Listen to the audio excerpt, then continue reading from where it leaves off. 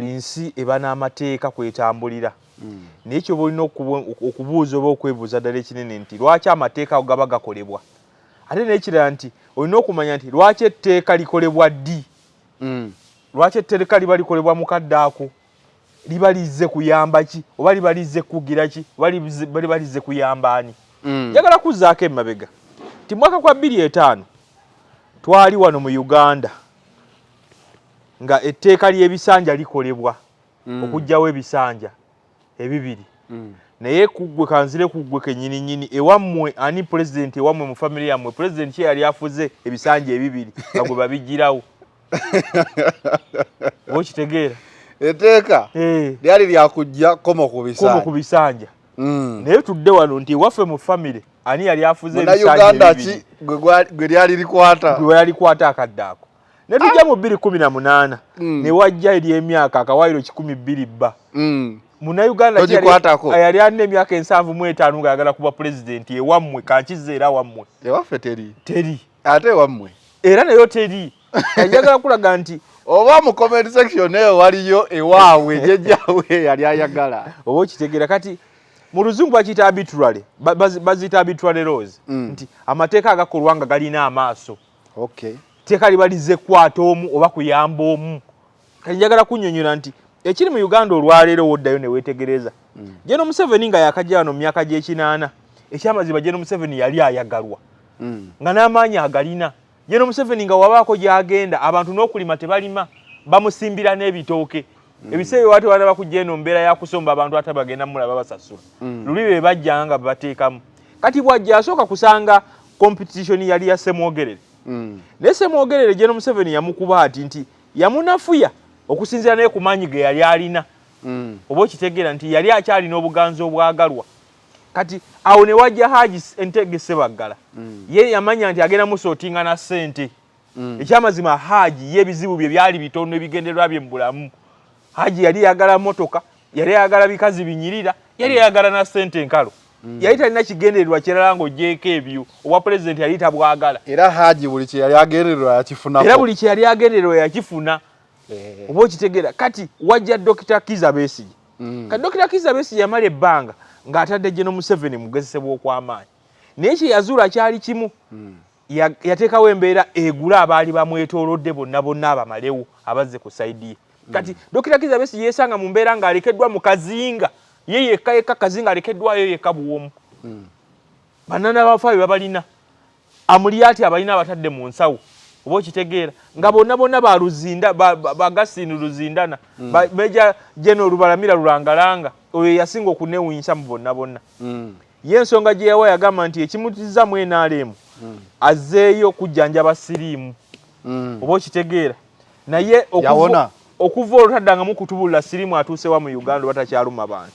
Kati kyenjagala okubulira kati neyesanga yensonga gye yawa kati neyesanga mu era General Museveni nga wazze Robert Kyagulanyi Ssentamu.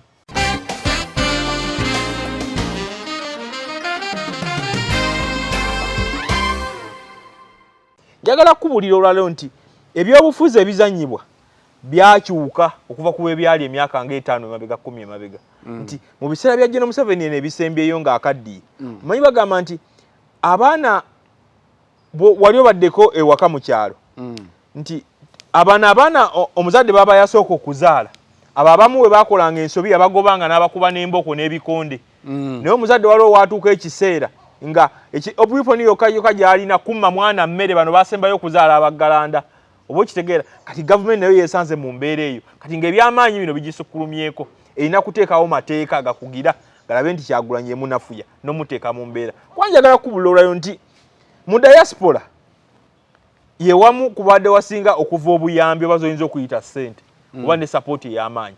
Naye ate si olusi support ya ssente yokka nti okwekalakaasa obwekalakaasa bannayuganda kwe bagenda ku kitebe kya UN mu America kikola amawulire mangi.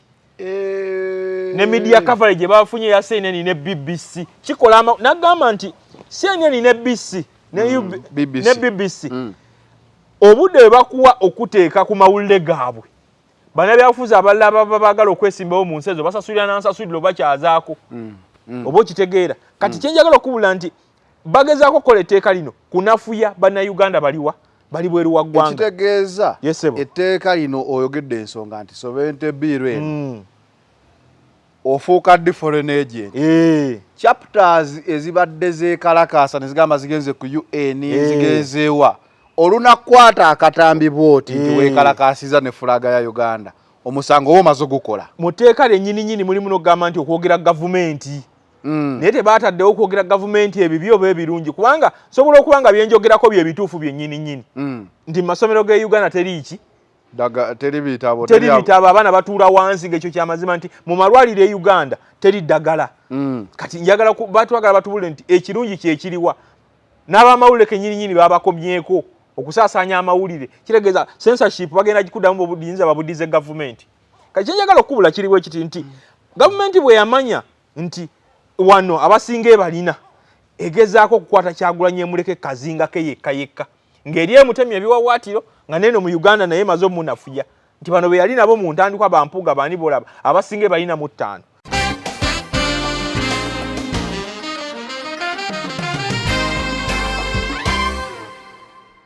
Edda nedda eddiini yalabibwanga akati k'ekibiriiti oba abakutte omumuli oba obuddukiro obw'abannabyabufuzi. Ne General Museveni agamba nti mu 8 Kadinali Nsubuga yabayamba nnyo.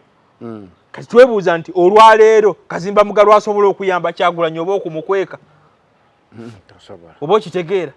Kati ekimu ku basinga okukola ebiri bimu bwe biti nti batuuka ekiseera ne beerabanga bo bafuuka baaladisi ba gavumenti eno mu kyaki gye bali oba bayambi oba okitegeera ne beerabira nti omulimu gwabwe omukulu kwaniriza buli waludda kubanga emu ku statement ze yakola ogamba nti nno nze sobola kuvaayo kubalwanirira nawe mmanye kiyinza okuntuukako siri Yesu oba siri mununuzi wammwe siri John the Baptist. Ekyo kyokka kyamumala okumuwa vote of no confidence. Kati ani agenda okwesiga ggwe ye bano abadde batwalayo bazaake ebizibu byabwe ebyokwenenya okyasobola okugenda mu maaso ga Archbishop n'omugamba neweenenya n'ogenda bagira purgatory n'ogenda n'oyogera ebizibu byonna mu maaso g'omukulu oyo essaawa eno. Kitegeeza oba wakavayo bwoti ng'akubira abaseemaayi nti ono tubadde wano naye ensonga zasabye eno. Kati abantu bagenda bakuluuzinga mpola mpola obwesigo ne babukujjamu. Nakujja mu kifaananyi kya Katonda. Ekyabadde mu Amerika sijakasooka okubaawo. Waliwo munnaddiini gwe baali bakikoze. Sina munnaddiini wa bulijjo Papa Mulamba ddayo osome Papa Pius 1927. Papa Pius. Papa Pius 1927. Ngaleve banene. Nkubuulira nti Papa Pius 1927. Benito Mussolini yali afuuse ekyenyinyalwa mu Italy wonna. Mussolini Italy erinnya yo. Oba okitegeera. Abamu ku bantu be yasinga okutta ne in fact Benito Mussolini yattanga abantu naye nga Papa bamala okutta abantu Papa omulaba naye ku Sande eddako nga balina bonna. Omu ku bantu be yasinga okutta abaaluma ensi bamitanga Antonio Gulamusi.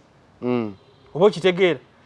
Ensi yawuniikirira era omaawo nawona abantu ne beeyiwa ku nguudo nga bagamba tekisoboka tulinze eddoboozi lya Papa kuvaayo annyonnyole ku kino kyazze kitya. Oba okitegeera. Papa n'abagamba ati 1928 Benito Mussolini yatta abamita Antonio Giovanni. Abantu ne bagamba tekisoboka era eyo yali vote of no confidence. Papa yasabisanga ebiseera ebyo ebisinga e Roma nga abantu tebakyagenda nga baamuzira Papa Mulamba. Oba okitegeera. Kakubere wano mu Uganda nkuzaako wano mu Uganda kankuseka ekifaananyi ekiri wano ku mulembe gwa Idi Amin. Oba okitegeera. Yalinanga Sheikh bamitanga Sheikh Abdulrazak Matovu. Ng'abantu bakyasaala bintu nga batta abantu naye ng'akulaga nti oyo gwe basse baakoze ekituufu okumutta. Oba okitegeera nti bannabyabufuzi batuuka ekiseera n'abeerayo ne musajjawo w'oku lusegere munnaddiini. Kati ekyatuuse kwetweza gamba nti kisoose busoose. Oba okitegeera nti abantu batuuka ne bakugjamu obwesigwe gwe kennyini bagamba ekyamazima ono takyali naffe. Njagala kukubuulira nti egimu ku mirimu egyasinze okubeera emizibu kwekulubeesa ku bannabyabufuzi abali mu buyinza n'otandika okulwanagana n'amazima. Zanero kijagala nkikubule olunaku lw'otandika okulwanagana n'amazima n'emmere egenda otuuka kubeera ewaka nga tekyakuwoomera. Ddeyo olabe bantu ki bonna bonna abali mu lutabano naddala n'olw'okwenunula Uganda nga yasalawo n'agenda n'atandika okulya n'abali mu buyinza. Obulamu bwabwe bwakyuka butya. ekira kituukanga ne gy'otambula kennyini abantu obatya.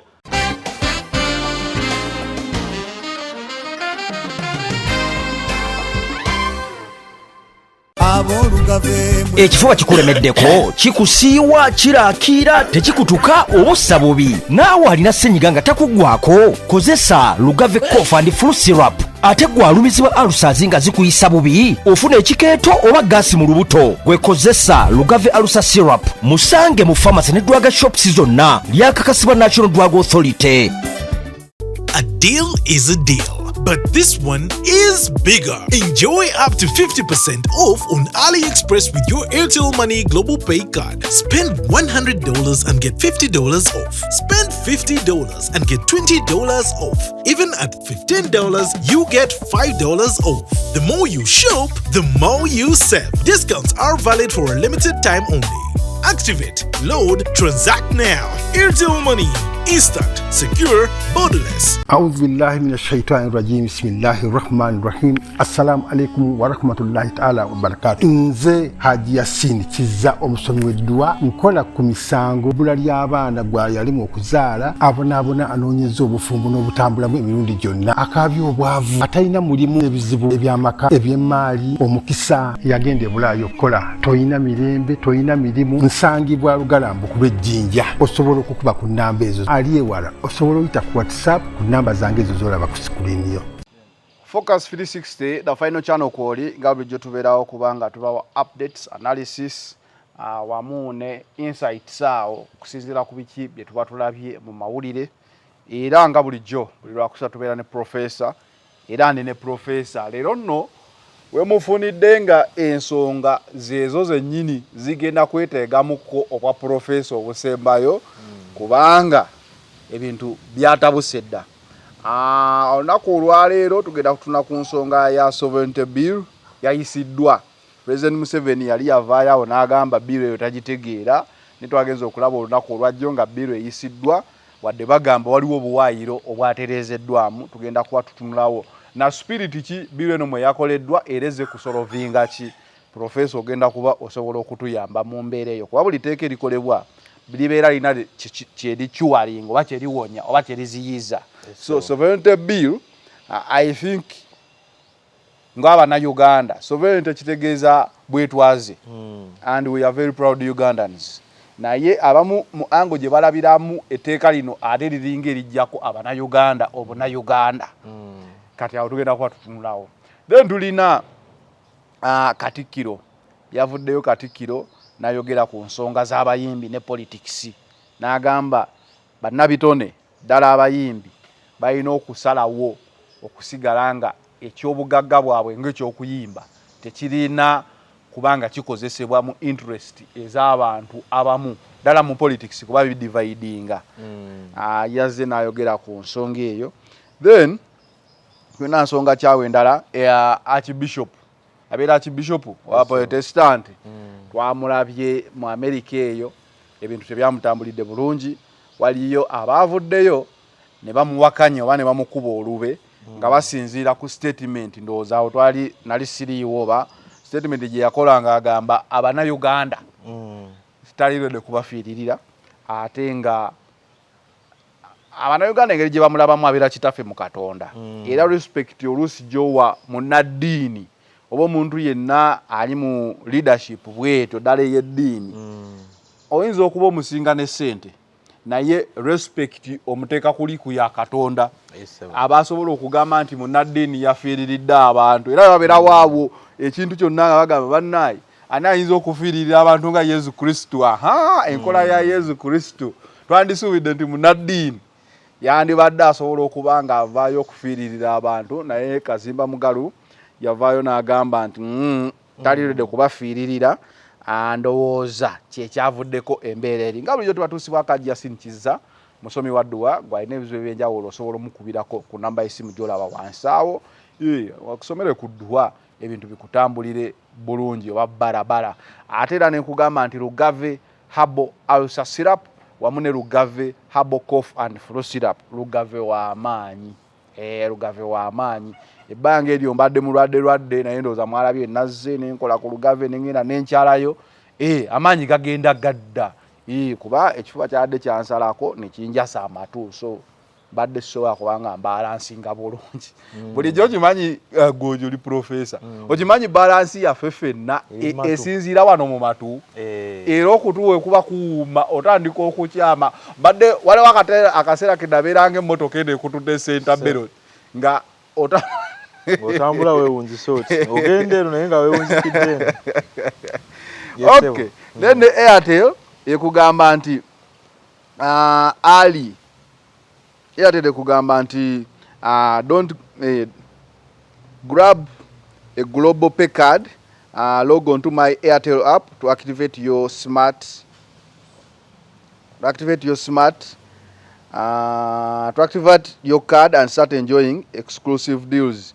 Abaji said and save 50%, 100% and earn 15% or 5% off ng'okozesa the AliExpress with Airtel Money Global Pay Card. Ojalaba akalango ka Airtel ako obenga osobola okumanya ebisinga. Professor wanyisewo katutandikire ku sovereignty bill. Yes sir. Yayisiddwa. Buli omu yakuba omulanga omuli bannaddiini omuli institutions z'obuwangwa omuli bannaffe abali ku kyeyo omuli naffe ffennyini abali wano mu ggwanga nga tulina abantu baffe ebweru olw'okuba ssente na biki yayisiddwa olunaku lwa jjo buli omu ebisinga yabitegedde naye sovereignty bill yabadde etreatinga ki era ani oyo abadde takkiriza sovereignty ya Uganda gwe bagikoledde oyo gwe tugamba nti abadde atujooga so nga ogimenyaamenya twagala otulage ekiwalinga ki oba ebadde eze ku preventinga ki kati abatulaba n'abatuwuliriza ndowooza twagala kwebaza Katonda ate siwudde ng'okikoonako gwe kennyini abadde mulungi gy'oli gwe ng'omuntu kuba abaakulabako wiiki nga 2 emabega bwe wali obanja abamu baali batandise n'okkuba guddiigudde nga balowooza ki nga balowooza nti nti esaawa yonna naye twagala kwebaza Mukama nti Katonda asobodde okussuusa n'odda engulu ate Katonda atakomye ku ggwe wekka ssebo ne kameramaani yennyini oyo abuziza nnyo engulu nti ye baamutwala n'okumanya tamanyi gye baamutwala naye emboozi ye erina ebitagatta omuntu eyagenda nga emmere bamusotera nsottere bw'aba ataakomyewo asobola n'omeketa emberenge mu nnaku entono ezo bwe zityo ejja kwetaaga okujja mu maaso ga kamera abantu abannyonnyolewa kituufu abadde mulwadde naye abatulaba n'abatuwuliriza twagala obeebaza okutuwa obudde abantu abadde nga bagamba bannaaye nga temukyagenda nga tokyagenda wazanero nti abantu batulaba ate abantu baba batwesunze buli lwakusatu yesebo nentumirako ku bantu bewaffe bonna mulowooza nti no mbadde bubi nnyo senyiga ate omulimu guno ogw'okutunula mu kamera like omuntu akulaba ali emmere like waliwo ebintu professionally ebisobola okukulemesa okukola wadde oli okyayogera togenda kuba myasi nga abantu bakulaba alabonyiza ofeese okaaba amaziga nga abantu bakutunulire ku smart screen zaabwe so because of quality I had to recover then come back. Sebo n'abatulaba ntuminsinga kutumira ku bantu batulaba okwetoloola ensi eno sebo mukulu jjagwe twagala kumwongera kumwebaza bwebaza muganda waffe oyo waliwo omukyala bamita Madam Farida Sali waliwo mukulu bamita Focus ali Bungereza eyo waliwo n'abakulu abasinga b'ensanga nangamba sebo tukulaba waliwo n'omulala sebo yaŋŋamba nakulabako nezanero si oli ow'enviiri nabalaba mu mmotoka okitegeera kati abantu beeyongedde okutumanya nentumira ku bantu bewaffe abantu abeesimye abankonjero town council abantu ba Buyikwe South constituency n'abantu ba Buyikwe district nti mbaagala nnyo era mbaagalira ddala ssebo kale sovereignty bill yayisiddwa ekiwalinga ki oba preventinga ki era ani oyo abadde atiisatiisa awa sovereignty kati kyenjagala okunnyonnyola kiri kimu nti ebiseera ebisinga amateeka gakolebwa era woddayo nosoma ebyafaayo teri nsi etalina mateeka buli nsi eba n'amateeka kwetambulira naye kyoba olina okubuuza oba okwebuuza ddala ekinene nti lwaki amateeka ago gaba gakolebwa ate n'ekirala nti olina okumanya nti lwaki etteeka likolebwa ddi lwaki etteeka liba likolebwa mukadde ako libalize kuyamba ki oba libalize kugira ki oba libalize kuyamba ani. Njagala kuzaako emabega ti mwaka gwa 2005 twali wano mu Uganda nga etteeka ly'ebisanja likolebwa okujjawo ebisanja ebibiri. Naye kuggwe kanzire kuggwe kennyini nnyini ewammwe ani president ewammwe mu family yammwe president kye yali afuze ebisanja ebibiri nga gwe babigirawo.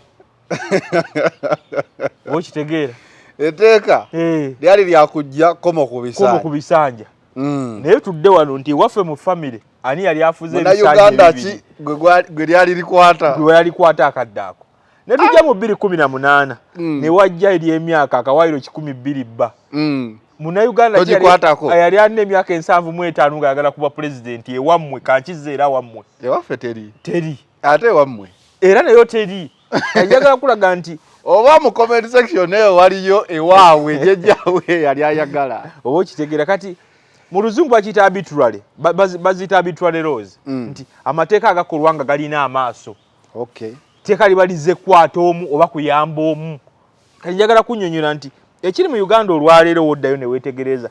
General Museveni nga yakajja wano mu myaka gy'ekinaana ekyamazima General Museveni yali ayagalwa nga n'amaanyi agalina. General Museveni nga wabaako gy'agenda abantu n'okulima tebalima bamusimbira n'ebitooke. Ebiseera wate wana bakujja eno mbeera ya kusomba abantu ate bagenda mulaba basasula. Luli be bajja nga bateekamu. Kati bw'ajja asooka kusanga competition yali ya Semwogerere. Ne Semwogerere General Museveni yamukuba ati nti yamunafuya okusinziira naye ku maanyi ge yali alina. Oba okitegeera nti yali akyalina obuganzi obwagalwa. Kati awo ne wajja Haji Entege Sebaggala. Ye yamanya nti agenda musootinga na ssente. Ekyamazima Haji y'ebizibu bye byali bitono ebigendererwa bye mu bulamu. Haji yali yagala motoka, yali yagala bikazi binyirira, yali yagala na ssente enkalo. Yali talina kigendererwa kirala ng'ogyeko ebyo owa president yali tabwagala. Era Haji buli kye yali agendererwa yakifunako. Era buli kye yali agendererwa yakifuna. Oba okitegeera kati wajja Dr. Kizza Besigye. Kati Dr. Kizza Besigye yamala ebbanga ng'atadde General Museveni mu kugezesebwa okw'amaanyi. Naye kye yazuula kyali kimu. Yateekawo embeera egula abaali bamwetoolodde bonna abamalewo abazze ku sayidi ye. Kati Dr. Kizza Besigye yeesanga mu mbeera ng'alekeddwa mu kazinga. Ye yekka kazinga alekeddwayo yekka buwomu. Bannana bafaayo babalina. Amulyati abalina abatadde mu nsawo. Oba okitegeera nga bonna ba Luzinda bagasini Luzindana Meja General Lubalamira Lulangalanga oyo yasinga okunewunyisa mu bonna. Ye ensonga gye yawa yagamba nti ekimutiza mu NRM azeeyo kujjanjaba siriimu. Oba okitegeera naye okuva olutaddanga mu kutubulira siriimu atuusewa mu Uganda batakyaluma abantu. Kati kyenjagala okubulira kati neyesanga yensonga gye yawa kati neyesanga mu era General Museveni nga wazze Robert Kyagulanyi Ssentamu. Nagamba nti ebiseera ebisinga Robert Kyagulanyi Ssentamu muyita legend oba omusedde ebeera understatement. Nti alina ekintu kyali naye simanyi oba naye kennyini akimanyi ng'omuntu nti asukka ku ekyo yajja n'embala etaali wano ey'ebyobufuzi. Oba okitegeera simanyi oba mbuto wali ozannyeko ku kidoobya oli adde eri n'ono n'adde eno n'akasuka eri omupiira n'ogugoba bodde eri ate ne gudde eno nti abali mu gavumenti oba NRM establishment Kyagulanyi abazannya ekidoobi okumala ebbanga. Oba okitegeera kati kye balina okukola kiri kimu balina muteekawo mateeka gamukugira. Mateeka gamukugira kati ge mateeka ago g'olaba omu ku baasinga okijjayo bulungi ng'etteeka lino lyakajja yali Odongooto yagamba nti eno ye bw'agitunuulira automatically bagiyita Kyagulanyi bbiiro. Kubanga njagala kuwa ebimu ku bifuula munnabyabufuzi ow'amaanyi naddala nga tannakwata bufuzi oba emitendera mwayita okujja akwata obufuzi. Ekisooka obeera ne support eyiyo nga ggwe omuntu. Kyakubiri obeera n'embala eyiyo nga ggwe omuntu. Kyakusatu obeera n'abawagizi abali awaka gy'oyinza oyitaho mu ground. Kyakuna obeera ne ground eri awe oba gy'oyinza okuyita diaspora. Kati mu diaspora mubaamu bannansi oluusi then ne mubaamu ne international community ne ba international funders. Kati General Museveni ng'amaze okumanya nti nno abali wano mu Uganda bonna abasinga abanafuyiza naddala bali mu byobufuzi by'opposition bonna balina mu ttaano. Kyalina okuddako okukola alina okutandika okutandulula ebigere agendeko ebweru w'eggwanga amanye nti bali nabo ngenda banafuya nti obateeka wano. Kuba ggwe mwoddeyo ne weebuuza n'omanya nti lwaki mu bintu byonna gavumenti yonna erina abasajja abali emere. Kuba njagala kubuulire nti mu gavumenti bagamba nti it employees Aristotle yakigamba nti government eteekwa okubanga employinga the best. Oba okitegeera obukulembeze bulina okubanga bebuwa omulimu bebaliba gye bayita cream de la cream. Watusuubira nti baatuuka batya okugamba nti nno munnansi ali ebweru w'eggwanga abafuuse foreigner. Baleka ekyo bakitereezezza. Oba okitegeera n'ekyo kyennyini njagala kikubulira olwaleero nti okufuuka foreigner kyandibadde awo naye okubeera foreign agent.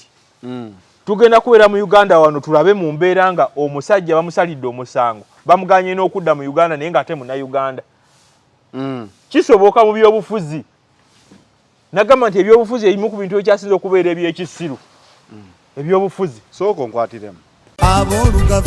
Ekifuba kikulemeddeko kikusiiwa kiraakira tekikutuka obussa bubi naawe alina ssenyiga nga takuggwako kozesa Lugave Cough and Flu Syrup. Ate gwe alumizibwa alusazi nga zikuyisa bubi ofuna ekikeeto oba gaasi mu lubuto gwekozesa Lugave Alusa Syrup. Musange mu pharmacy ne drug shops zonna lyakakasibwa National Drug Authority. Government employinga abasiga okubeera abagezi. Naye weesanga nga etteeka lye baasooka okuleeta naye lino lye bazzeemu okubuguumirira lyakulageze nti nno nawo kennyini kye baali bagezaako okugira tebakimanyi.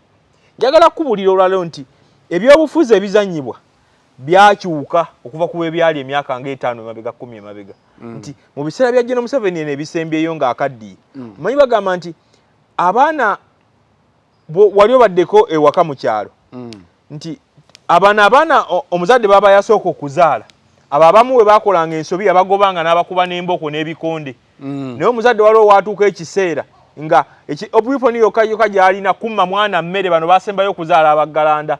Oba okitegeera kati gavumenti nayo yeesanze mu mbeera eyo kati ng'ebyamaanyi bino bigisukkulumyeko erina kuteekawo mateeka gakugira galabe nti Kyagulanyi emunafuya n'omuteeka mu mbeera. Kuba njagala kubulira olwayo nti mu diaspora ye wamu kubadde wasinga okuva obuyambi oba zoyinza okuyita ssente oba ne sapoti ey'amaanyi. Naye ate solusi sapoti ya ssente yokka nti okwekalakaasa obwekalakaasa bannayuganda kwe bagenda ku kitebe kya UN mu America kikola amawulire mangi. Ne media coverage bafunye ya CNN ne BBC kikola nagamba nti CNN ne BBC obudde bakuwa okuteeka ku mawulire gaabwe bannabyabufuzi abalala baagala okwesimbawo mu nsi ezo basasulira n'ansasuliro bakyazaako. Oba okitegeera kati kyenjagala okubula nti bagezaako okukola etteeka lino kunafuya bannayuganda bali bweru wa ggwanga. Ekitegeeza etteeka lino oyogedde ensonga nti Sovereignty Bill eno ofuuka ddi foreign agent. Chapters ezibadde zeekalakaasa ne zigamba zigenze ku UN zigenzeewa olunakwata akatambi bwoti nti weekalakaasiza ne fulaga ya Uganda omusango omaze gukola. Mu tteeka lyennyini mulimu n'okugamba nti okwogera gavumenti naye tebaataddewo okwogera gavumenti ebibyo oba ebirungi kubanga sobola okuba nga byenjogerako bye bituufu byennyini nti mu masomero g'e Uganda teri bitabo abaana batuula wansi ng'ekyo kyamazima nti mu malwaliro e Uganda teri ddagala.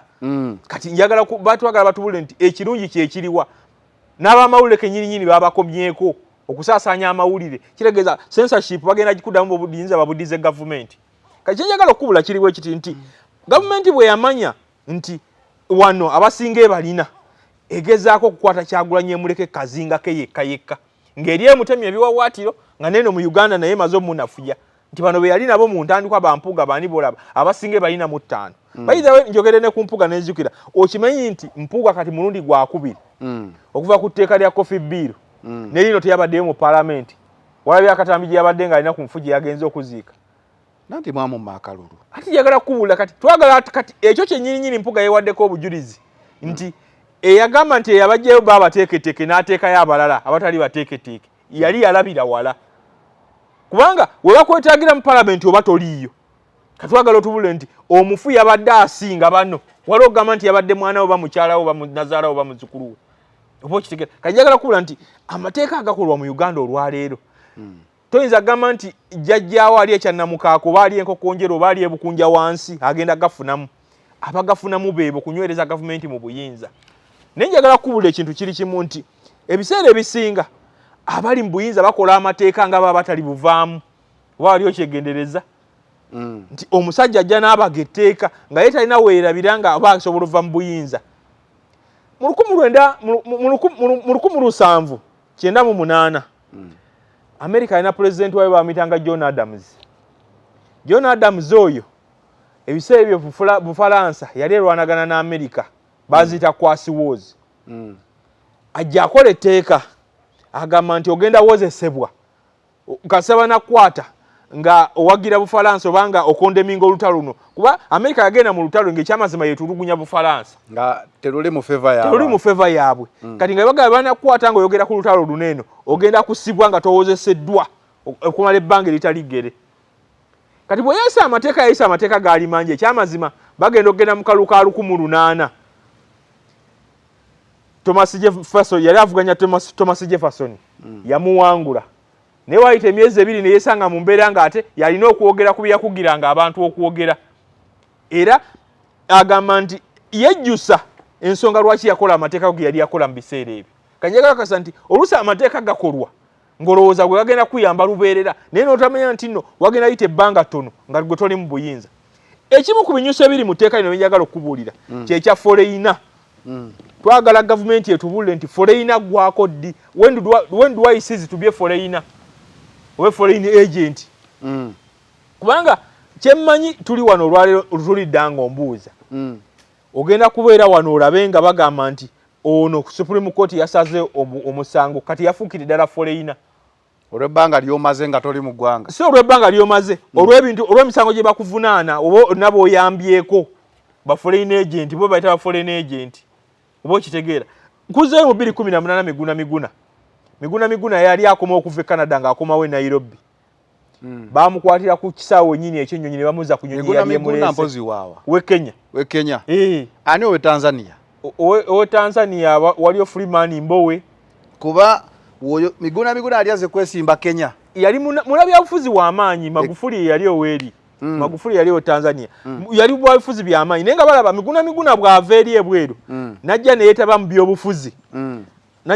mu byobufuzi mu kalulu akali kagenda mu maaso e Kenya yali agenda kutta akalulu ka Luto kati kye baakola kyali kyamukugira muteekawa muzzaayo Canada gye yava ne bagamba nti oyo abadde akolagana n'aba Canada abadde nabweru w'eggwanga alina n'obutuuze obw'e Canada si waawano naye ng'ekyamazima Miguna abadde amanyudde ebbanga lina nti muki muna Kenya kati bagenda kuyita mu buwaayiro obwo bagale n'omuntu wano okwesimbawo ogende gye empapula z'okuba pulezidenti bagende nti ekyamazima ono abadde akolagana nabali ono yasinkana gundi omuzungu ono yagenda mu palamenti ya gundi nga tetumukkiriza kati yembeera eri wano ejja olwaleero n'ensonga endala gye njagala okubuulira abamu bakibuusa amaaso naye olutalo oluliwo mu Uganda bagita succession battle nti abasinga bali mu byobufuzi kati walina etteeka yagalagana terikyayamba General Museveni ligenda kuyamba bagenda kumuddira mu bigere omanyi n'agamba nti mu myaka gya 2005-2006 Bulendo yonna Bukenya umane mpi weruweru n'abalaba mawaabo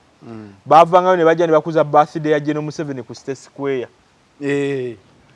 ebiseera ebyo olukuza ku birthday bakusiba bakutwalayo kayihula akuyondawo n'akutwala olw'emyaka waliwo age limit naye kati tutuuse mu mbeera nga ne kennyini General Museveni akkiriza nti ekyamazima ekiseera kikoze eki kituuse bafidde azikuza ebiseera ebyo kasa wayogeranga ani agenda okuddira ku General Museveni mu bigere nga gwe toyinza kusula mu cabinet naye kale ennaku zino olaba nti yafuuka free debate baatomera amazima bakkiriza kati n'ekiro wano olwaleero nti succession battle eno ekyaleeta amateeka mangi ekyamazima njagala kubula nti mu kibalo kya gavumenti yonna yonna bamu byobufuzi bya wano Kyagulanyi ate okuba teyali mu game plan y'abasajja bano nti olaba buli tteeka erivaayo likugira ye buli tteeka erivaayo kubanga twali tumanyi nti gavumenti ekomye ku tteeka lya bibiina Political Parties and Organization Act amendment gye yakola naye bakulaga nti almost mulino mulimu obuwaayiro almost bwe bumu ate bwali ne muliri bongera kumyumyula naye twagala tubuuze nti beesi ya Kyagulanyi ng'ogyeko ebweru gye baagala okumutema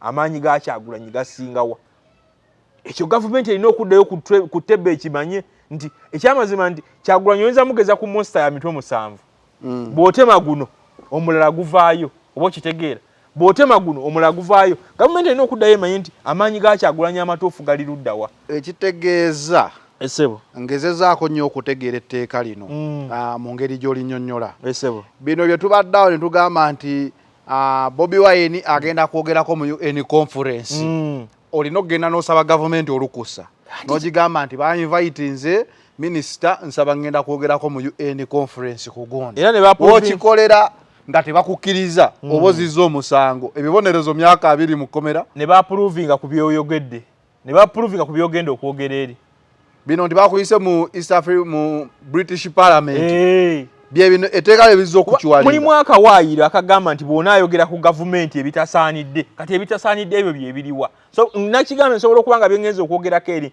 nti mu malwaliro ga Uganda temuli ki oba okitegeera liba likwata nkuzaako mu America mu 1970 so miguna muteekerera sovereignty eri Kenya lya disqualifying bayita mu kawaayiro okuyitaawo okay oba okitegeera nkuzaako mu America mu 1970 ebiseera ebyo yali afuga bamitanga Richard Nixon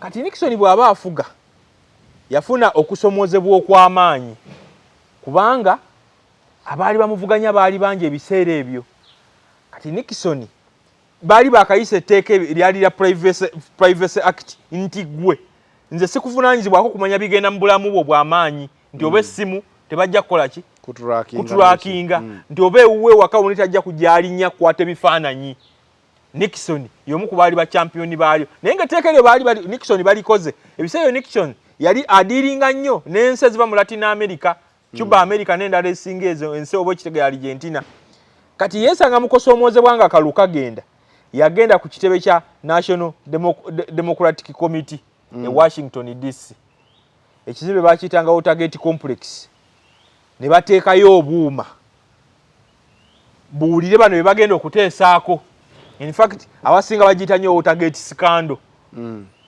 kati Nixon yapangisa abasajja baali ba Cuba ne bajja ne bamenya ne bayingira ne bateekamu ki obuuma naye nga bapangisa kiringa wano mu Uganda olwaleero nga wona apangisa kisa kya Mukama nga bamanyi nti nno weenaalemu oba okitegeera oba n'abalala bamufaananako bwe batyo kati bw'abapangisa bano bakimanya nti bamenye ne bateekamu buki obuuma batandika okunoonyereza Nixon etteeka lye limu yakola nga alina baazibira ebbali lyamukolako n'atuuka n'okuva ne ku bwa pulezidenti n'alekulira era tugenda tuka mu mwaka gwa 74 ng'alekulidde Gerald Ford afuuse pulezidenti wa America kati njagala kulaga nti etteeka ebiseera ebisinga olina olikola nawe ne weefumitiza n'omanya nti olunaku nange lwendirigwamu njagala nkuwe ku gundi ku bibonerezo ebyali mu tteeka lino bwe baasooka okuleeta njagala nkubuulire ekyamazima tubulire ewamwe mu kyalo ani alina biliyoni 2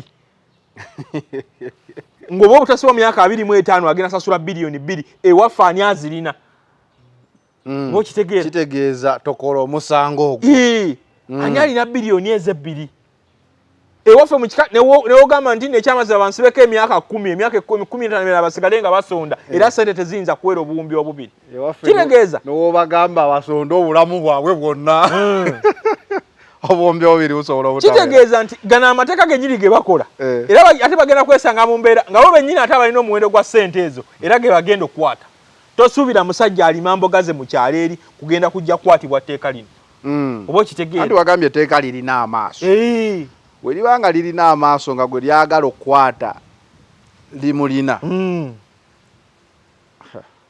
kuba ntunuddemu zi conference mu European Union Parliament awo wonna obeera mu misango awo wonna obeera mu misango osisinkanye baani koodi y'emisango eno engeri etteeka lino lye lirimu tutuuse okulaba nga Bobi Wine taliddamu kwesimbawo era kisoboka nga etteeka kuba osobola okukola omusango ogwo naye ne bagusala wadde toliiwo nga naye ekibonerezo kino kye bagamba nti we bakusalira omusango kati nga olaba Nandutu w'amabaati omusango gwe gukusinze kitegeeza emyaka 10 nga toli mu direct politics kati no bataddemu 2 emyaka 2 we bagisiba omuntu ayagala oba president kati oba omugambye talifuuka president oba kitegeera nti ne succession battle ebe emaze okusucceedinga nefugako naye ebyayo ne tudda ku ndala kati njagala kubuulira etteeka lyo ebiseera ebisinga mu byobufuzi waliwo kye bayita paralysis of the incumbency nti ebiseera ebisinga omuntu wabeera mu buyinza kyovola nti bagamba nti gundi yayitamu kankuwa example bakuyabwe mu pi gundi yayitamu naye okuva yayitamu takwata amasimu gaffe gundi yayitamu naye gundi yamuzimbako olukomera tukyasobola mutuukira mu bulira nsonga ntuufu kati mu Uganda olwaleero NRM nekigitawanya bakira paralysis of the incumbency nti government yennyini teddamu kawo kwefumiitiriza kumanya kyamazima nti kino kye tukola abaana baffe basobola okubeerawo batya nga ffe tetuliiwo. Njagala kubuulira olwayo nti olwaleero n'okwata aba NRM ne badda mu opposition nga Nuupu neddamu NRM aba NRM tebasobola kubeerawo mu Uganda wano kumala wiiki emu okuzira ku mateeka agaliwo n'obulamu bwe bayisaamu aba opposition tebasobola kubeerawo yadde n'olunaku n'olumu kati basafalinga from kye bayita paralysis of the incumbency oba okitegeera naye kitegedde kati tenjagala okubuulira mu myaka gya 335 BC Aristotle alina kye yannyonnyola bakiyita emotional catharsis. Nti emotional catharsis kitegeeza nti abakulembeze mu biseera ebyo ebyedda ng'oddeyo mu kirasi gye bayita classical Athens omukulembeze yayitanga abantu ba bulijjo n'ateeka abayimbi ne bakomediani ne baani abantu ba bulijjo ne bamuvumamuuko.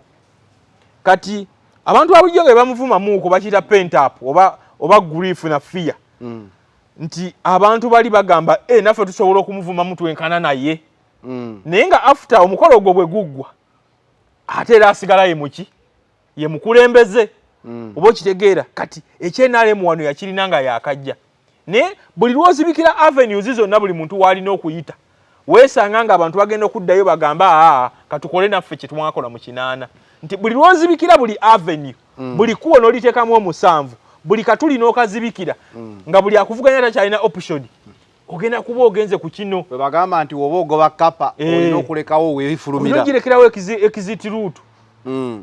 Aristotle yakiyita emotional catharsis.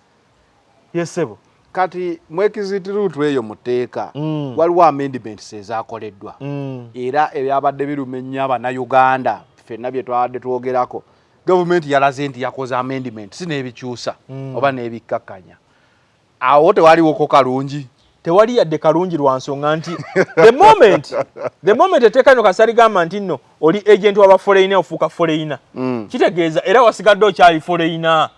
Naye bagambye kati abakolera ku kyeyo mulina eddembe okusindika ssente babakolere wano ebintu mu kisooka babadde tebakikoze ne bagamba bataddeko ssente obukadde 4 omwaka kizibu nnyo omuntu ali ebweru okusindika wano kati njagala nkubuulire kino katono nnyo for personal use.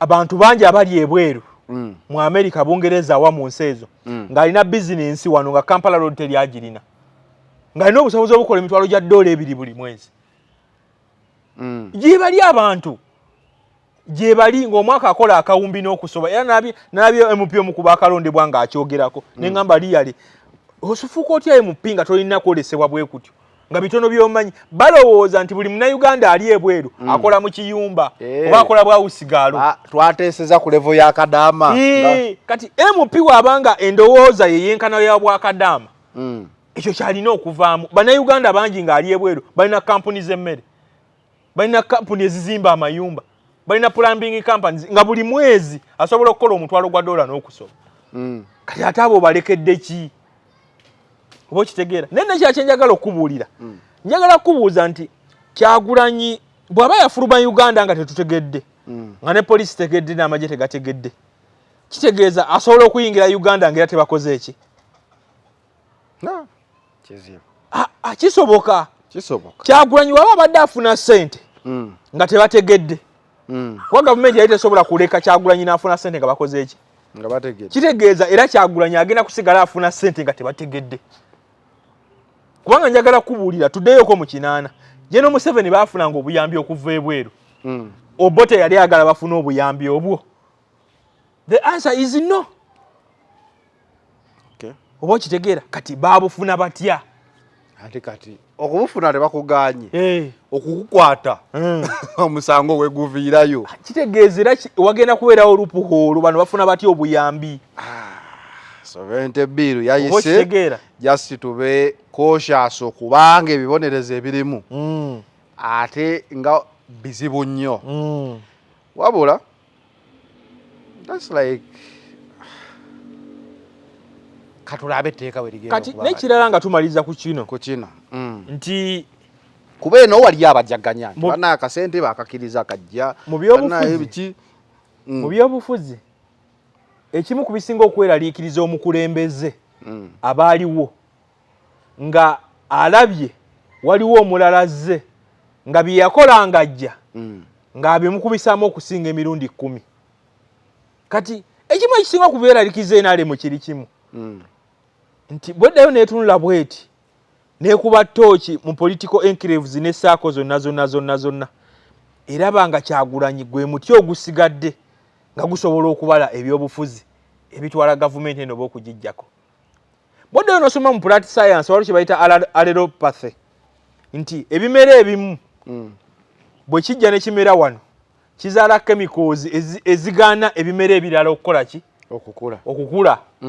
Kalitunsi oyo akikola nnyo baga nti kalitunsi w'omusimbi ate ennimiro tewakidde ebintu bera byonna bifa alina chemicals za producing ne zigaana ebimera emirala okukola ki? Kati n'ebyobufuzi waliwo kye bayita political allelopathy nti munabyabufuzi asinga bw'abasinga bwe balaba nti waliwo omulala azze ng'amusinga embala oba oluusi nga amaanyi g'alina naye ge yalina muvubuka ng'ajja oba n'embala yennyini n'ebifuzi nzanya. A'udhu billahi minash shaitani rajim. Bismillahir rahmanir rahim. Assalamu alaikum wa rahmatullahi ta'ala wa barakatuh. Nze Haji Yasin Kizza omusomi w'eddua nkola ku misango bbula ly'abaana gwa yalimu okuzaala abonaabona anoonyeza obufumbo n'obutambulamu emirundi gyonna akaabya obwavu atalina mulimu ebizibu eby'amaka eby'emmaali omukisa yagenda e Bulaayi okukola toyina mirembe toyina mirimu nsangibwa lugalambu ku lw'ejjinja osobola okukuba ku nnamba ezo ali ewala osobola oyita ku WhatsApp ku nnamba zange ezo z'olaba ku sikulini yo. Kati etteeka lino lyajjira mu kanyomero bwe katyo naye toyinza kugamba nti bizibu ebirimu bannayuganda bbeeyi emisolo egy'amaanyi bbeeyi y'ebirime nti lino etteeka litubadde twetaaga baalikolera muntu omu kulaba abatyabe bamuteeka mu keegi naye naga nti ebiseera ebisinga Kyagulanyi ekimu ku bisinza okumuyamba ebbanga lyabadde wano ali unpredictable. Poze etteeka teritambula nga lidda mabega. Teritambula nga lidda mabega. President wana amaloli sayininga parliament yaliisizza. Awo wenyini olitandikira. President wana ali sayininga bw'ati. Kitegeeza biri Bobi Wine yawadde miitinga European Union UN tebabibala kati. Tebabibala. Kati talina kuddayo kugenda ku Capitol Hill kwekubya kifaananyi. Anti kati woddirayo etteeka liba likola bukozi. Kati kyolina okumanya nti ekyo bakirinako bwannannyini kumala bbanga ki? Bangi etteeka we banaalisa. Bodde eno osoma ebyafaayo bya Buyonaani waliwo omusajja bamuyitanga Draco y'omu ku balomeka abaasooka okukola amateeka mu Athens. Era y'omu yavaako enjogera ya Draconian law tetteeka ebbi bayita Draconian law. Kati yajja n'akola amateeka gaali mangi naye kyamazima nti mu biseera yakolanga amateeka ago buli omu yalinga amuwagira nga olaba Attorney General gwe tulina wano olwaleero. Naye kati bw'ajja n'avaako abantu batukanagana nedda tekisoboka yaddibwa mu bigere musajja bamitanga Soro naye yali munnamateeka yajja n'alipiringa amateeka g'oli gonna Draco ge yakola n'agajjawo n'addamu n'akola amateeka amapya. President yemulugunya ku tteeka lino. Yesebo. Parliament esobola okuliisa n'agamba tannalisayininga lidde. Kino njagala kikubuulira. Wakati Parliament yali passinze. Naye terinatandika kukola paka nga President alitaddeko omukono. Lyapasingiddwa kiro. Kitegeeza tuyinza otuuka ku Monday ng'omukono guyiiseeko. Yesebo. Oba anaabanga abadde alyagala nnyo naye yabadde talyagala. Twandituuse olwaleero ng'aliyeeko ekiro kya leero. Oba supidi eba nnyini. Naye kati engeri gye yakomplainingamu tusobola okulowooza nti ayinza obutalisayiningako kati n'agumiikiriza alabe. Nina endowooza emu etteeka endeeta gye gyaleetebwamu obwangula ebikozesezza nga Kyagulanyi akyali ebweru lusobola okukya ne basibira Kyagulanyi ebweru w'eggwanga. Agenda okukola ati anoonya passport y'okudda nga bamugambanga bagamba Bobote nga olabe bakola miguna oba okitegeera. Kajagala kubula nti amateeka agakolebwa ebiseera ebisinga gakolebwa nnyo kuyamba abo abali mu buyinza naye ebiseera ebisinga tebalowoozaako nti balibanga tebaliimu gagenda kuba gatya.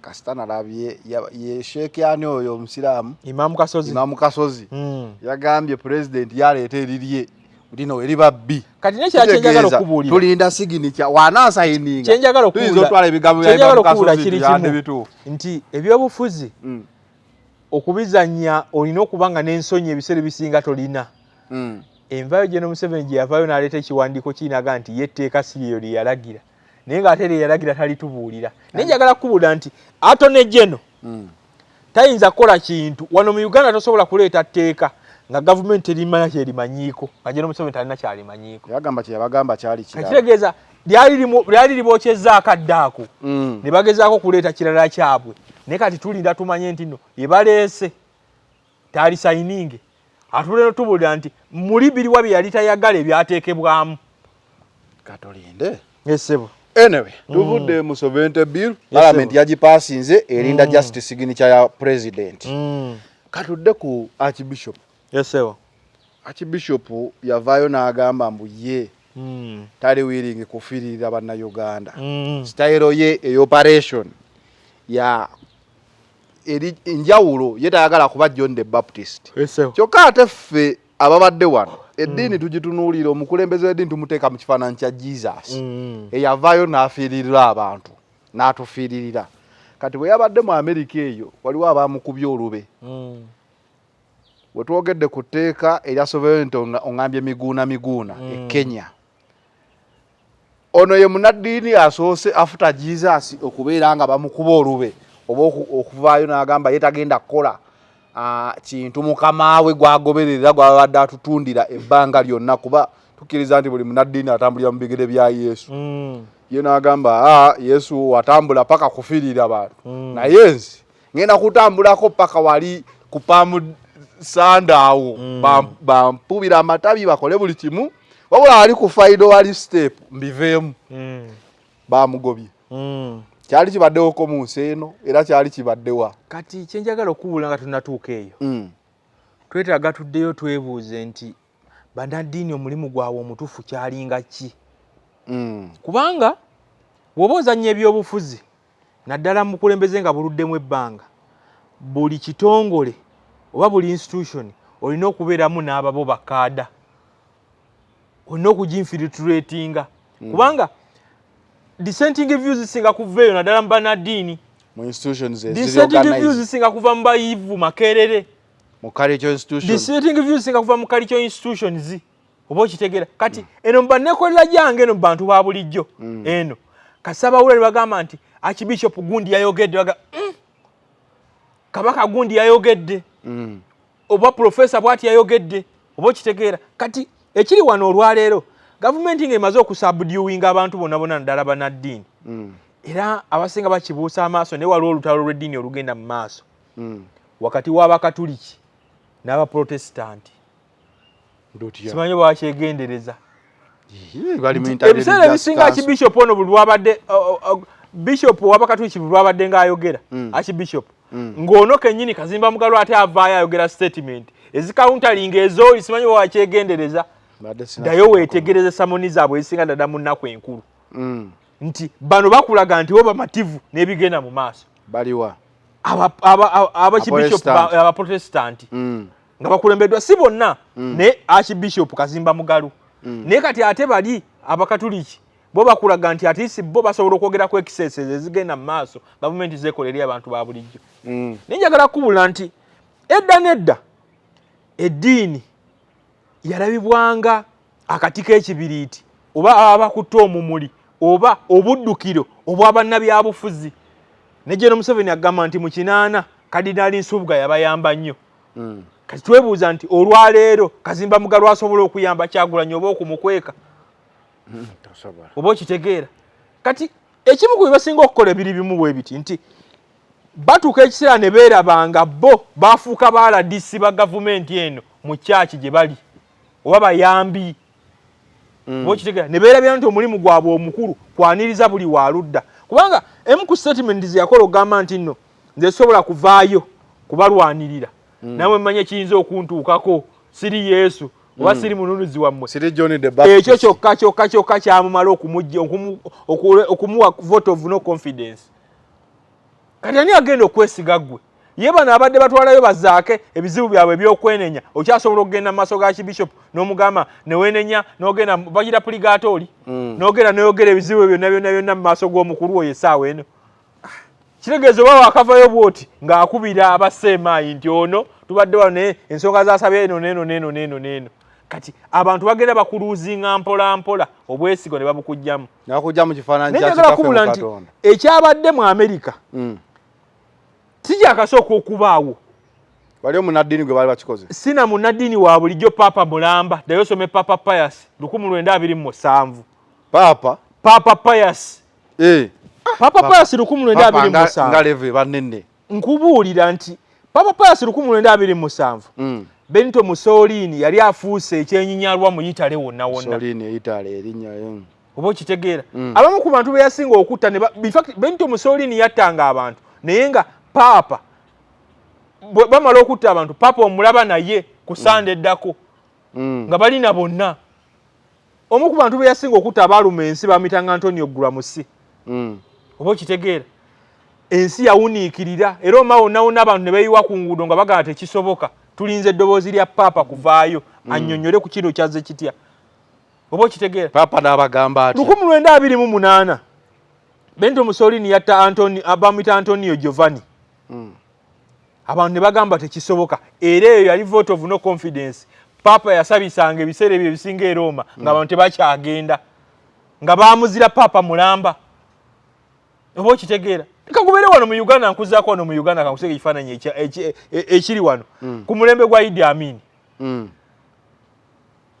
oba okitegeera yalinanga Sheikh bamitanga Sheikh Abdulrazak Matovu ng'abantu bakyasaala bintu nga batta abantu naye ng'akulaga nti oyo gwe basse baakoze ekituufu okumutta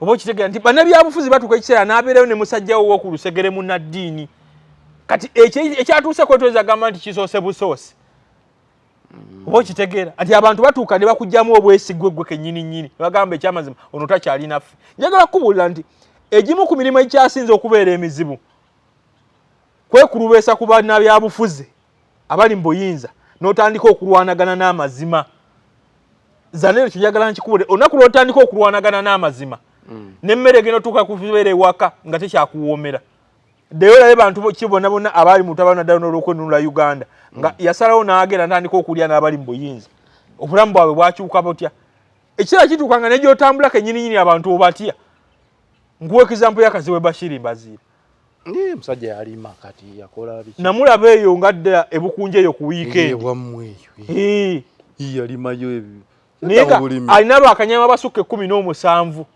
bamukuuma ku nsolo we nali ku mbairo ne bavaamu baje bagula amazzi ne mulengera we nenga nayo lisi nenga nga ne motoka teyavaamu nenga ne motoka okusiba obusibi alina bamukumba kanyama bamukumba basukka 17 kati obulamu bwe butyo bwokasotandika okulivinga obulamu obwo ekyamazima teri asuubira munnaddiini kuvaayo kugenda ku kitebe kya Nuupu kwekalakasa ku kitebe ky'efuddiso ba kya PFF oba okitegeera oba kwata mundu kulwana naye abantu tebakusuubiramu ekirina okutandikirwako kyekyo nti abantu bali mu kunyigirizibwa abantu babakubute babasibye okumala ebbanga oboogeddeko ki oyogedde ki kuba obuyinza bukuwulira oba okitegeera kati ebiseera ebisinga nkuzaayooko ekire waliwo omusajja bamitanga Antonio Pinochet Augusto Ugarte abasenga bamitanga Antonio Pinochet yali akola ki yali mukulembeze wa kiro okuva mu 17 paka 1909 kati ate yakisussa waliyo bannaddiini yafuna bannaddiini balamba oba okitegeera ne bakola ekibiina bakitanga Pulo Pinochet Fathers oba religious leaders nga bannaddiini balamba bamuwagira buwagizi oba okitegeera naye gye byaggwera nga ne bannaddiini amaanyi era gabawedde kwatutuuka mu 9 Pinochet n'ava mu kulembeze kati bannaddiini nabo baabulwako we badde abatuufu oba okitegeera nti ebiseera ebisinga kyoba olina okukola gwe nga munnaddiini oba olina kubeera ku ludda lw'abantu nkuzako mu 1994 mu kitabantu ekyali e Rwanda abantu baatuuka ekiseera balina wakwekweka wabula baddukiranga mu bigo nayo ne babasangayo oba okitegeera naye teberezaamu Uganda olwaleero nti bazze banoonya banna Nuupu oba banna PFF basobola okuddukira ewakazimba mugalu ku mbeera ebigambo ebivaamu n'ebigambo byayogera bwe biti nabo babalala okuddukirayo oba okitegeera bagambye nze sigenda bafiiririra kitegeeza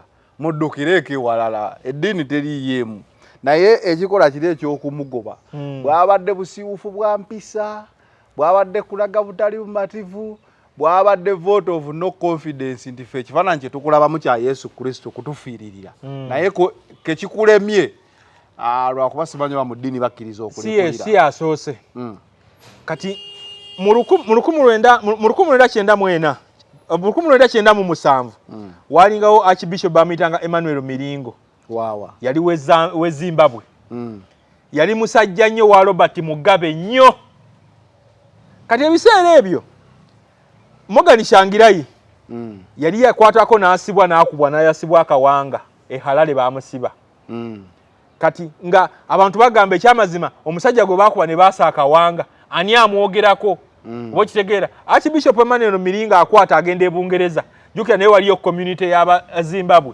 abaddukira eyo bwe bamubuuza ku nsonga ezo yagamba sizimanyira simuwulirangako kati kiringa munaddiini lwali ogamba nti tamanyi Eddi Mutwe oba tamanyikiza Besigye nti ali muki mukomera kati ensonga eyo yennyini bwetyo bamukwata ate bo bali bamwambula na maganduula ono Archbishop Kazimba Mugalu yafunye n'omukisa tebamwambudde Emmanuel Miringo katono bamuttire e Bungereza oba kitegeera tegeeza munnaddiini ng'oyogera because nga ogambye teri asuubira munnaddiini kuvayo kulwana tigenda ku political party gundo oba kutimba bipande oba timba kipande wabula bakusuubira nti in case bali abali mu byabwe talk about the excesses gambe government abantu emigo wakubye mingi bantu mwandi babadde dembe ne bagenda ali mu kisayi ne bekalakasa n'oli kati wogamba bekalakasa mwe kati njagala kuzaako mu biseera bya apartheid okuva mu 1998 paka mu 1999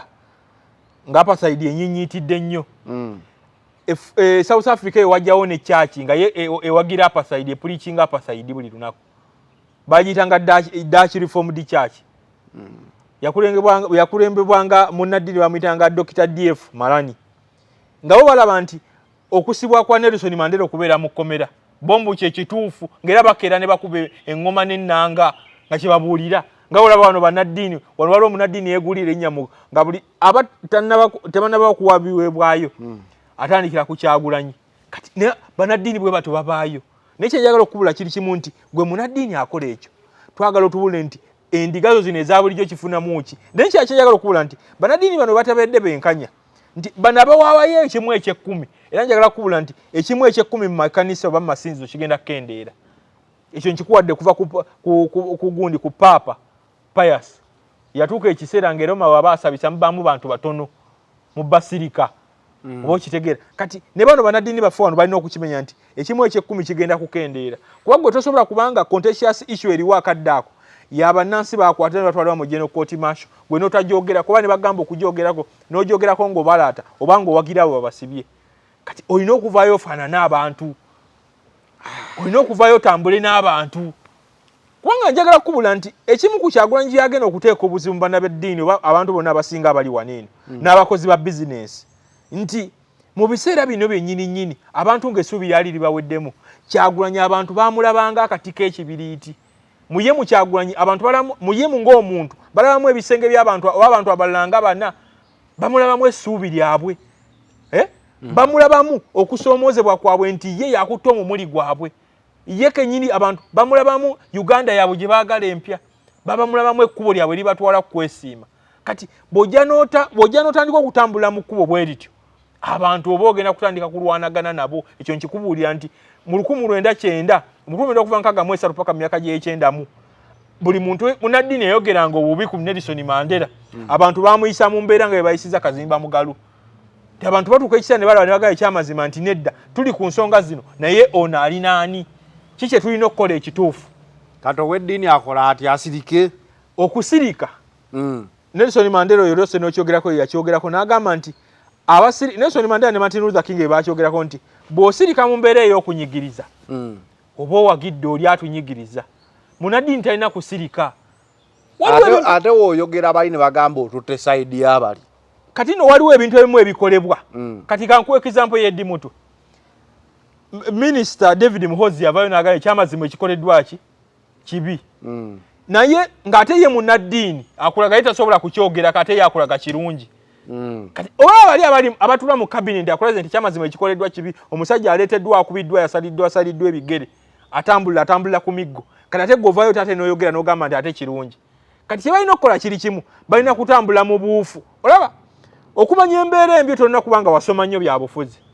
oba okitegeera n'omulalu atuuka n'agamba ekyamazima olwaliwo nga wagenze ebutabika n'obabuuza nti embeera y'ebyobufuzi mu Uganda eryeta era ofunamu abalalu abakuba ne baga ekyamazima abantu embooko babakubwa nnyingi naye kati ate eno ebweru mufa abategeera ogamba otya nti nno ng'osobola okuba nga tolaba kiri kigenda mu maaso oba okitegeera kati bannaddiini basuubire n'ebisinga awo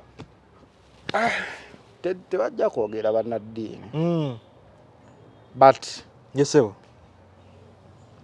webityo ebyazze kasita oŋŋambye ne paapa kyali kimutuuseeko Paapa mulamba ekirungi kye nnina kiri kimu eddiini nina wenjiraba ne wenjikomya siri omu kubasuubira nti mu ddiini waliyo Yesu Kristo omulala era statement yasijja bafiiririra ezi teyankanga kubanga era bannaddiini kankireke bulesaawo olw'okuba obutabi bunateekayo a few moments sireeta naye bannaddiini b'ennaku zino oluusi okuba munnaddiini tekimala waliwo okubeerawo ne personality y'omuntu nti omuntu onosigazaako obuntu wakitako obuntu humanity nti ate ennaku zino abantu basigaza nnyo kali ak'eddiini eddiini kati we nakulira nali mmanyi abapoliisi oba ab'amagye bakuma ba byabufuzi naye kati pasita akuyitako wano nolowooza ye amikomanda oba okitegeera kati omuntu ng'oyo waabampa omukisa gwa Mukama Katonda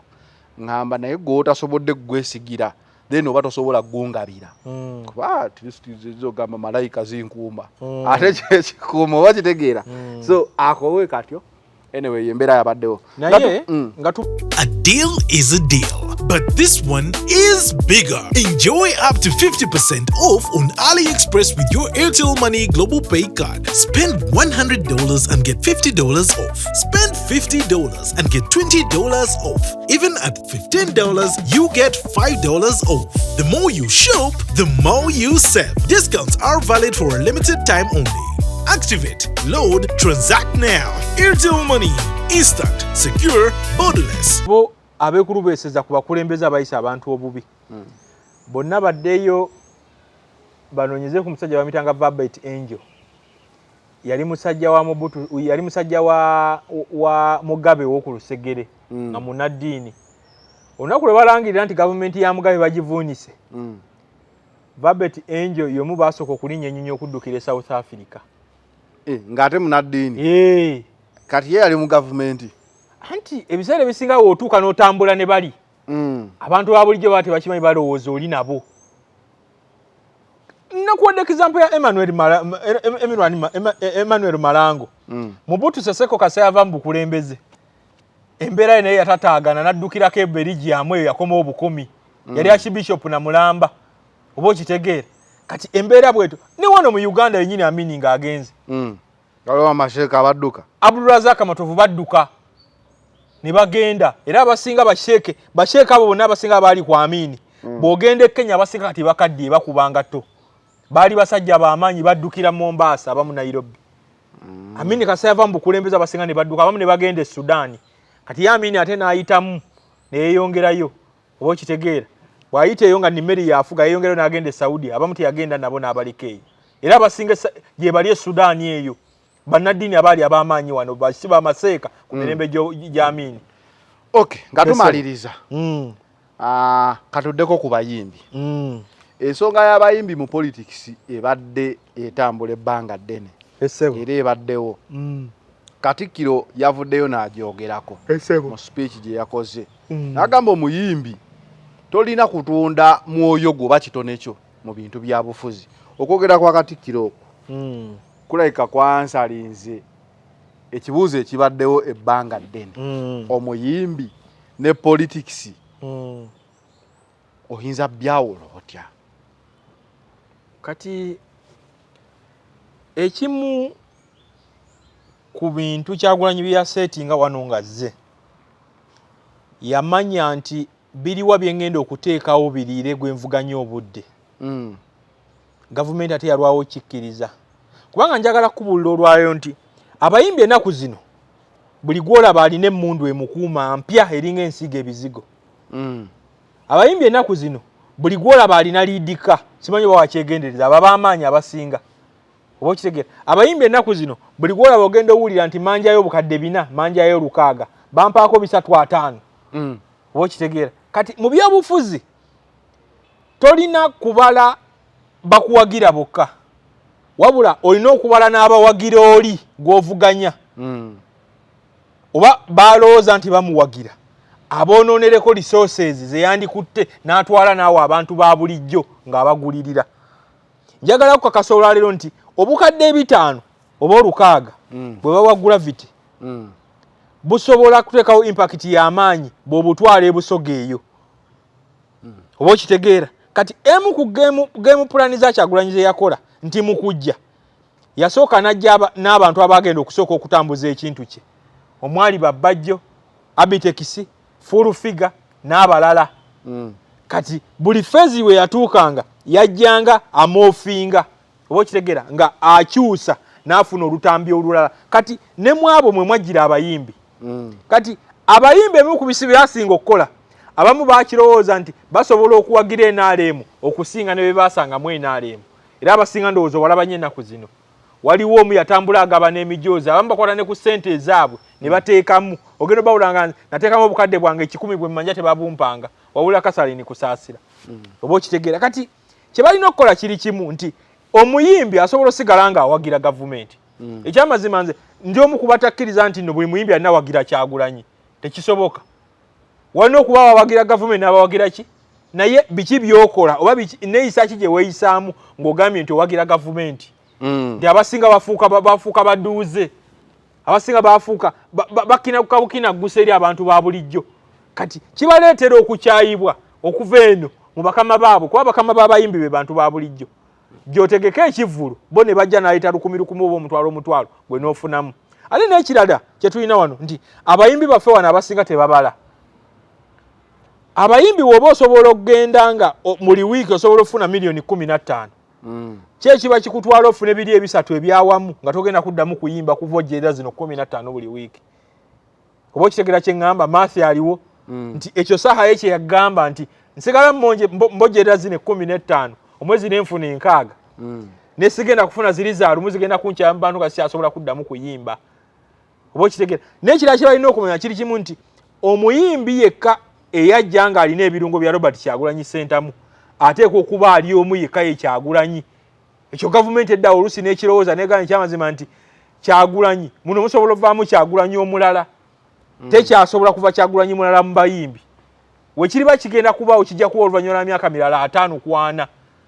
ti gavumenti erina okuddakiriza nti mu bayimbi bonna eyakola kino Kyagulanyi kyakola yali omu ye Kyagulanyi teri mulala talina substitute ye njagala kubula nti Kyagulanyi story eyo yonna nga wagize n'ogikompiringa n'ogiwulira omuntu eyakajja mu Uganda yeewuunyisa nti omusajja yali omuyimbi alina enviiri ng'ezizo azisazeeko yeesibyewo ku bwemupi abuwangudde myezi 2 abantu bennyini bamusaba yeesibyewo ku bwa pulezidenti ate najja n'akipafekitinga bulungi n'akikola ddala bulungi oba okitegeera kati gavumenti erina okuva mu kwerimba etomere amazima emanyi nti tekyasobola kuddayo kufuna muyimbi akola ki Kyagulanyi kuva mu bayimbi kubanga eboonondako na ssente zagaye abayimbi ennaku zino buli gwolaba alina emmundu mpya emukuuma wawulira abasajja ssente zebayimba ze baakolera yesebo n'otunuulira eddwaliro lya gavumenti oba omuserikale wa gavumenti omupoliisi wawulira nti omuyimbi abanjayo 600 kati ate njagala kikubulanga tona bagenda maaso ekyo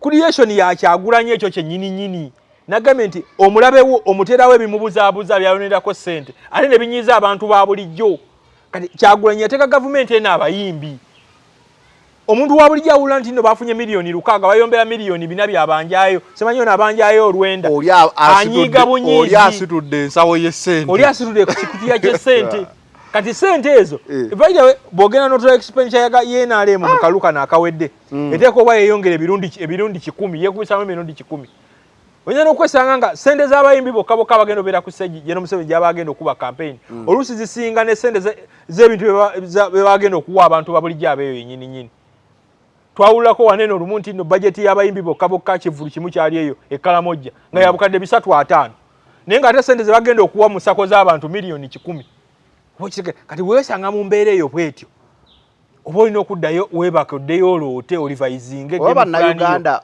bakkiririza nnyo mu bayimbi nti osobola obeera awo gwe nga tolina ndowooza yonna n'ogamba omuyimbi wange gundi kaŋŋambye nti nkole bwe nti kye ŋŋenda okukola bannayuganda bali kweyolevo. Njagala kikunnyonnyola kino. Omu ku bayimbi abasinga okuyimba wano yali Jose Chameleone. Naye we nalondera ku olwo nali nkyalondera Kampala. Yafuna obululu 16. Naye ng'abakusiba kivulu asayidi wali. Abakusiba kivulu ng'ate abantu bayingira buyingizi. Yali ajja kujjuza bw'ati ng'ate be basasula. Kanjagala nkulage kyenganye nti mu bayimbi bonna byonna Uganda ne bwerigenda neddawo. Nga tuvudde ne kwebyo kuba bayinza okugamba nti bano bayaayi. Omu ku bayimbi abasinga okuyimba ate okuba Papa Moi Moses Matovu wa Firigo Band.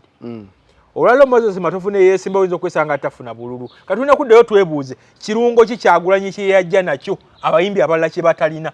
Ekyo NRM lweddamu okutuula kyerina okwebuuza ekinobeera koda pepa yakyo. Nti omuyimbi alina ekirungo ekyo yajja lumu tagenda kudda. Oba okitegeera ne bw'onaakola ebyenkana Jose Chameleone yeesimba waneno ku buyimbi kubwa Road Mayor. Lagadi naye yajja kubwa Road Mayor. Kati kye ekyabagaana okuwangula. Ng'ate nabo bayimbi sina mulundi gumu kuba muye muyimbi era agenda kusaba akawumbi akuwagire naye ng'ate ye bwe yeesimbawo obuwagizi obwo teyasobola bwewa Jose Chameleone. Kati gavumenti erina okuddayo erowooze nti Kyagulanyi kikyalina kirungo kikyalina bano abalala kye batalina. Nagamba nti Kyagulanyi emu ku bisinza omuyamba n'okubeera waneeno era olabye abadde bamuvuma ku mikutu kibakuba ne bagamba ekyamazima omusajja gwe tuvuma buli kanaku guteekako amaanyi lwaki abantu beeyongera bweyongezi mwagala nti yajja n'ekirungo yafuuka ndabirwamu abantu mwe beeraba. Oba okitegeera yafuuka essuubi ly'abatalina ssuubi, yafuuka eddagala ly'abatalina ddagala mu malwaliro, yafuuka sukulu fees w'abazadde abatalina sukulu fees w'abaana baabwe. Nti essuubi n'amaanyi gaawo abantu nga bamulabyeko balabira ddala omuntu oyo agenda obatwala we baagala, balabira ddala omuntu oyo agenda obatwala we baali balina okubeera. Nti buli lwojja n'ofuuka endabirwamu y'abantu. Erias Lukwago yekka yali asembyeyo kikola waneeno mu Kampala. Nti Erias Lukwago yafuuka endabirwamu y'Abannakampala lwakuba ate naye teyamanya endabirwamu yali anagigeza atya efuuke ekkana akalabirwamu akafeesi efuuke endabirwamu emalayo omubiri gwonna gwonna. Yagana okutransforminga kati Kyagulanyi kyasinga bali abalala. Gavumenti nga tekyakola abayimbi abantu basobola kukikola. Gavumenti erina kuddayo etuule oba okitegeera emanye nti ki ekimufuula okuba ow'amaanyi badde ekigamako nti Kyagulanyi yafuuka ndabirwamu. Oba okitegeera nti omuzadde atalina fees amwerabamu nga fees z'omwana we, abatalina ddagala mu malwaliro bamulabamu ng'eddagala, bamulabamu ng'essuubi yafuuka ssuubi. Kyekyamanyi kyasinga kubali abayimbi abalala. Oba okitegeera kati gavumenti ne bw'enaakola etya njagala kubuulira nti gavumenti weberowooza nti abayimbi be bawanguza akalulu egyekwate Beyonce erete Bawiro Longomba ebatwale kulaale era bo bulu bw'enaafunawo Kyagulanyi ajje yekka ye ng'omuntu. Oba okitegeera ne weetaba Jay-Z bonna ne bakuŋŋaanya ba Chris Brown ensonga tekyali y'abayimbi. Ensonga ki ekiva mu muyimbi, omuyimbi ono ki kye yavaamu. Nti Kyagulanyi yadde yali muyimbi biki ebyamuvaamu. Oba okitegeera kati ekyo tulabyeko abayimbi abeesimbyewo era nga bamaanyi mu ggwanga akalulu mu kabokisi ne katabaamu. Kati oyo abatasobodde kufuna kake abatasobola kwewa bagamba tosobola gaba kyotalina. Oba okitegeera tosobola gaba kyotakola ki. Kati omuyimbi oba yeesimbawo ye ne kamulemerera ogamba otya nti ate yeege maanyi go oba yasobola okuwanguza. Kati kyekiri kigaye nti Kyagulanyi yateekawo embeera egaziya ensaasaanya y'NRM ku bintu ebatafunamu. Oba okitegeera kyenyinza okubuulira. Kale wetu wadde olunaku olwaleero ne Profesa tetugenda sukka wano olwanyongera bwogezi bajjukiza nti Hajji Yasin Kizza musomi wa dduwa kwalina ebizibu ebyenjawulo osobola omukubirako ku nnamba y'essimu gy'olaba wansi akusomere ku dduwa. Ate Lugave bakolera eddagala eririhabu ery'omulembe era ng'eddagala lino lyakakasibwa National Drug Authority. Lugave Herbal Cough and Flu Syrup senyiga akuluma tawona, emimiro gikusiiwa, ekifuba kiganya okutuka, olaakiira. Lugave Herbal Cough and Flu Syrup gwe mba nkuzigirira ajja okutereeza embeera eyo. Ate gwe wa ulcers nti olubuto lukuzimba kye bayita bloating, ofuna diarrhea, ofuna zi heartburn ebyo byonna ebikwatagana ne ulcer tugamba kozesa Lugave Herbal Ulcer Syrup yejja okuba nga ekuyamba mu mbeera eyo. Tugera sukawo wano we out.